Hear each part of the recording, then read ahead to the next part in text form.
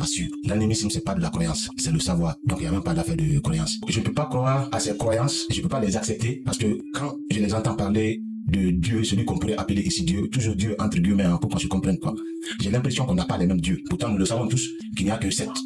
La source, elle est une, et c'est de là-bas tout est parti.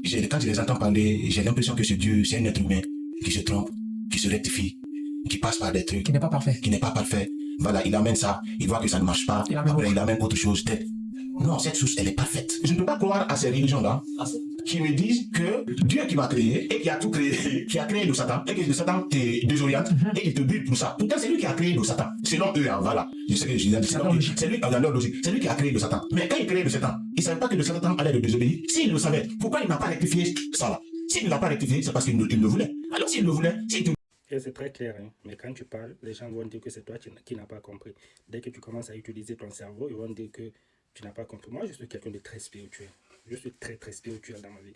Et tant que vous n'arrivez pas à élever ce niveau, à vous détacher de ces chaînes mentales qu'on vous a enchaînées depuis vos arrière-grands-parents, cette génération doit changer ça. Parce que nos parents et nos arrière-grands-parents, ils n'avaient pas les outils nécessaires pour se débarrasser de toutes ces bêtises. Et aujourd'hui, nous, on a la liberté de s'exprimer, on a la liberté de s'informer, on a la liberté de s'éduquer. Nos arrière-grands-parents, même pour partir à l'école ou avoir la connaissance, c'était compliqué. Et nous, cette génération, nous ne devons pas suivre cette voie. Nous devons essayer d'apporter quelque chose de nouveau, de sortir de ce mensonge, de grandir. Je suis totalement d'accord avec nous, monsieur. Tu vois, ce qu'on nous raconte dans les livres soi-disant sacrés, parce que ce sont des propriétés intellectuelles, ce n'est pas des livres sacrés, ce n'est pas des livres divins. Ce sont des histoires humaines qui sont en train de raconter. La personne qui est en train de parler dans ce courant de Dieu ne peut pas s'exprimer comme ça. Dans la Bible, c'est pareil.